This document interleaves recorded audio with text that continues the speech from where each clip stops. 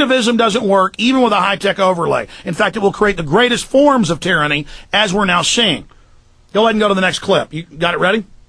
Here is the next clip.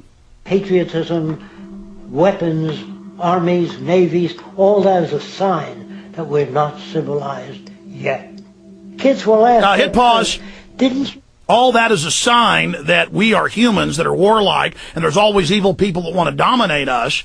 And yes, when we build up a weapon system, a lot of times it ends up being used against us, so we've got to limit it, like the Founding Fathers said, and protect liberty and prosecute corruption. But see, the UN wants all our guns, and they're the only ones that are going to have them. A monopoly of power. So see, we're barbarous. Go back to it. Yeah. Kids will ask their parents, didn't you see the necessity of the machines? Dad, couldn't you see that war was inevitable when you produce scarcity? Isn't it obvious? Of course the kid will understand that you were pinheads, raised merely to serve the established institutions. We're such an abominable, sick society that we won't make the history book. All right, hit pause. Just say that... Hit pause. What he's saying is exactly what the elites are implementing. They're using the technology to fully take over and remove humans from the equation, but to dominate us and control us. Instead, he's saying, no, accelerate this so we'll be empowered. That's not what's going to happen. Just sit back and watch what develops. Go ahead. Make the history book. They just say that large nations took land from smaller nations, used force and violence. You'll get history talked about as corrupt behavior all the way along until the beginning of the civilized world. That's when all the nations work together. World unification, working toward common good for all human beings, and without anyone being subservient to anyone else. Oh, yeah. Without social stratification, whether it be technical elitism or any other kind of elitism, eradicated from the face of the earth. Back that up. Back that up 20 seconds. Back that up, because I want you to hear that carefully. Who is going to enforce no social strata of any type eradicated? And violence, you'll get history talked about as corrupt behavior all the way along until the beginning of the civilized world. That's when all the nations work together. World unification, working toward common good for all human beings, and without anyone being subservient to anyone else. Without social stratification, whether it be technical elitism or any other kind of elitism, eradicated from the face of the earth. Eradicated. Eradicated. John, have you connected the other ISDN? Because I can't continue here. It's blasting in my ears. Actually, that's being used. We can switch over to the access unit. Switch over to the access unit. I can't do this. Okay. All right, here we go, folks. I mean, as things get more complex, it allows centralization by elites to dominate, and the public aren't specialists, but in a few areas individually, and so can't grasp it. And so this is a hellish trap humanity's making for itself.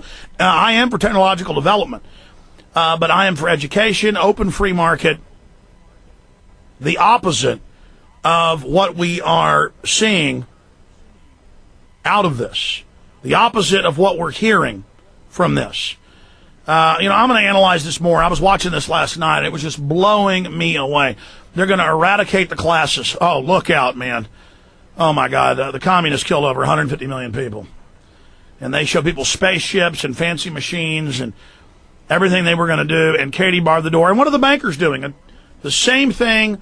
Right now, they're selling the same thing to the children. The bankers get taught what they want in schools, and they teach this. Unification, world government, coming together. Under them, though. And this is how they pacify the huge throngs, the masses, and it's so sick.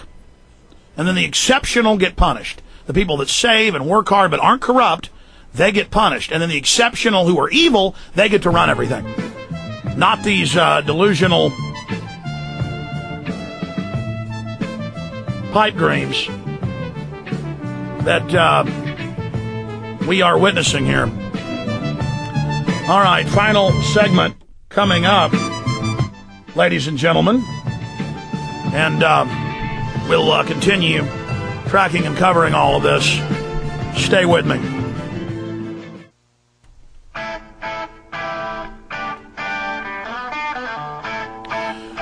Folks, I'm going to take some time. I'm going to get the maker of this film on, and I'm going to ask him some questions. I don't think they're bad.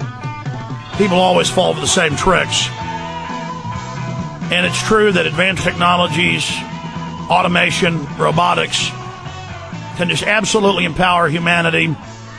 There can be surgeons and technicians already now with very inexpensive mass-produced machinery to give people better health care, all of it. But the elite says all of that and says that the main crowd pushing the agenda of what you just heard are the globalists selling their minions with this. That's kind of the religion at the UN, and we can play Walter Cronkite saying the same thing, global governance, world unification.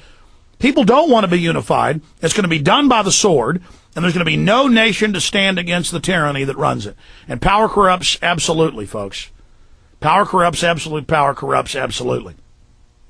The true quote by Lord Acton was, power tends to corrupt and absolute power corrupts absolutely.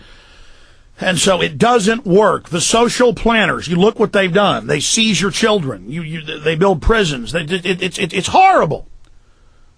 The control freaks cannot be turned loose through the technocracy. And that is what's happening. But I know that these guys have a lot of laudable goals and things here. When you start talking about eradicating money and any form of class, that means a bum on the street that's got a nicer jacket has got to give his jacket up to somebody else. Can you imagine the hellishness of that? So the globalists are masters. They're blaming free market on what's happening now. That's not what's happening. Government took the pension funds. Government set up Fannie Mae and Freddie Mac. They did all of this. Government's giving the bankers all the currency right now. You notice these socialists are never going to say just give direct money right to the people. Give land, no strings attached, right to the people. That's a free market socialism. To say take all the government lands and just give however many acres there are broken up to American citizens.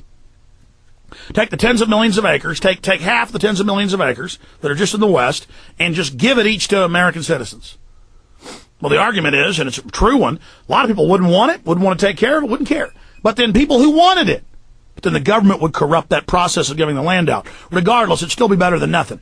Yeah, you want to come out here and get a claim, you want to come out here and put a fence up around this, you can have it. That's true free market. Taking over the socialist cake and then dividing it. You want decentralization, you want local economies. That's what you want, not this mega centralization. And you use the machines to empower the people that way, but then locals own the machines and do what they want with it.